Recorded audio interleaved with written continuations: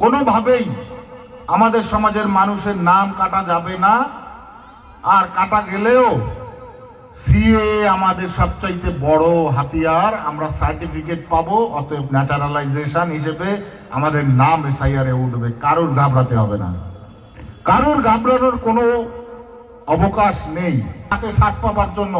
আর এই লুঙ্গি বাহিনীর যেখানে 50% ভোট থাকে, তারা কি আমাদের ভোট দেয়? স্বাভাবিক ব্যাপার। তো আমাদের প্রচেষ্টা থাকবে 7-7টা জেতার। 6টা তো আমরা জিতবো, এখানে কেউ হাত বসাতে পারবে না, কারণ আপনাদের উপরে আমার দৃঢ় বিশ্বাস আছে। এই দৃঢ় বিশ্বাসকে অটুট রাখবেন। আগামীতে ভারতীয় জনতা পার্টিকে জয়লাভ করিয়ে এই রানাঘাট উত্তর পশ্চিমকে জিতিয়ে পার্থদাকে আবার জিতিয়ে আনবেন, এই কামনা রাখি। পার্থদা আবার বিধায়ক হবেন এখানে।